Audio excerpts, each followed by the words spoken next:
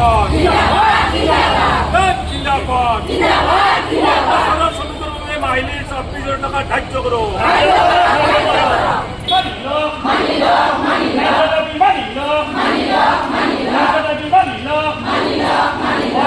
আজি আমাৰ দেশত সৰ্বভাৰতীয় সাধাৰণ ধৰ্মঘট কেন্দ্ৰীয় ট্ৰেড ইউনিয়ন সমূহৰ আহ্বানত হৈছে।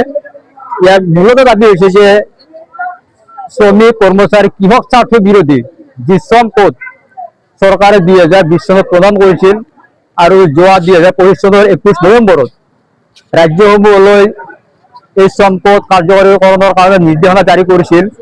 তেতিয়াৰ পৰা শ্ৰমিক সংগঠনসমূহে এই শ্ৰম কোড বাতিলৰ দাবী ধাৰাবাহিকভাৱে আন্দোলন কৰি তুলিছিল আৰু আজিও বিশেষকৈ এই শ্ৰম কোড বাতিলৰ দাবীত আমি গোটেই ভাৰতবৰ্ষৰ শ্ৰমিকে ঐক্যবদ্ধভাৱে আমি এই ধৰ্মঘটৰ আহ্বান জনাইছো আৰু তাৰ আজি এই কাৰ্যসূচী।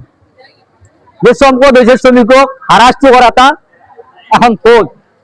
ই কোনো আইনগত বা আইনী সুবিধা দিব নোৱাৰে কোডেই, কাৰণ নিৰ্মাণ শ্ৰমিকসকলৰ বা দেশৰ শ্ৰমিকসকলৰ কষ্ট উপাৰ্জিত বা আন্দোলনৰ ফলত যি শ্ৰম আইন শ্ৰমিকসকলৰ স্বাৰ্থত কল্যাণৰ অৰ্থে আমাৰ দেশত প্ৰণয়ন হৈছিল, শ্ৰমিকসকলৰ স্বাৰ্থত প্ৰচলিত হৈ আছিল, সেই শ্ৰম আইনসমূহ এইখন চৰকাৰে 2020 চনত লকডাউনৰ সুযোগ সুবিধা গ্ৰহণ কৰি তাৰ সংসদত ৰিপিল কৰি লৈছিল আৰু তাৰ পিছতে তেওঁলোকে কোডলৈ ৰূপান্তৰণ কৰিছিলে 29খন শ্ৰম আইন।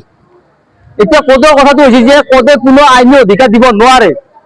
আমি জানো এটা কথা যে আইন হৈছে যদি আইনৰ কিবা ধাৰা সংশোধন কৰিব লগা হয় সংসদত হয়, আইন যদি বনাব লগা হয় সংসদত বনাব লগা হয়, কিন্তু কোডত কৈছে যে কোড বিভাগীয় কৰ্তৃপক্ষই তাক প্ৰস্তুত কৰিব পাৰে, চৰকাৰেও পাৰে আৰু তাৰ ধাৰাসমূহ বিভাগীয় কৰ্তৃপক্ষৰ দ্বাৰা তাক সংশোধন কৰিবও পাৰে।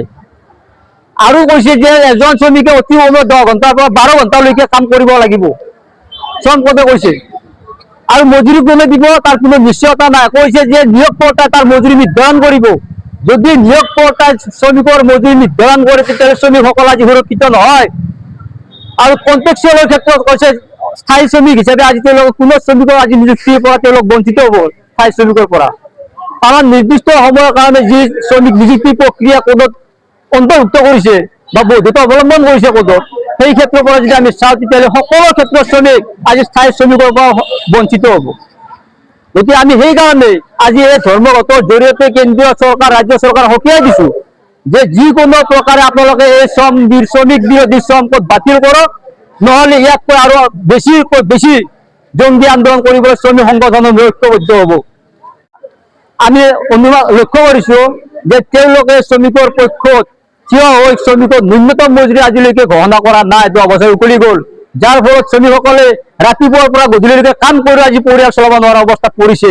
গতিকে আমি চৰকাৰক অনুৰোধ জনাম যে আপোনালোকে অতি সোনকালে শ্ৰমিকৰ পক্ষত থাকি শ্ৰমিক আইনসমূহ কাৰ্যকৰী কৰাৰ পদক্ষেপ লওক, লগতে ন্যূনতম মজুৰি শ্ৰমিকৰ পক্ষত 26,000 টকা চৰকাৰীভাৱে ঘোষণা কৰক। এই দাবী আমি উত্থাপন কৰিছো। ধন্যবাদ।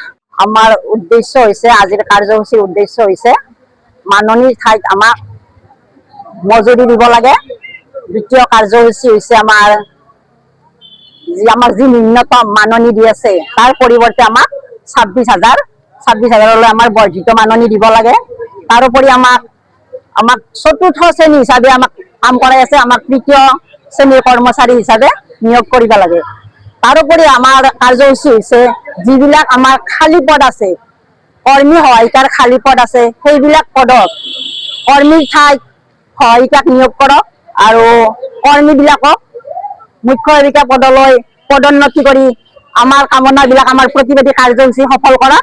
তাৰ বাবে মই আপোনালোকৰ জৰিয়তে, মিডিয়াৰ জৰিয়তে মই চৰকাৰক অৱগত কৰিছো। আমাৰ যেতিয়া অৰ্থাৎ অৱসৰী কৰ্মী সহায়িকাসকলৰ NPS পইচাটো আজি পৰ্যন্ত হোৱা নাই। তেওঁলোকে যিখিনি NPS পাব লগা আছে সেইখিনি তেওঁলোকক অনতিপলমে মুকলি কৰি দিব লাগে, কাৰণ তেওঁলোকে মৃত্যুৰ পিছত NPSটো আমাৰ প্ৰয়োজন নাথাকে, থাকে যদি কিন্তু উপভোগ কৰিব বেলেগে ল'ৰা ছোৱালী, কিন্তু জীৱিত কালতে তেওঁলোকে এইখিনি পালে অন্তত তেওঁলোকে যি কঠোৰ পৰিশ্ৰম কৰিছিল সেইখিনিৰ সফলতা বুলি তেওঁলোকে অলপ নিজকে সন্তুষ্টি লাভ কৰিব পাৰিব।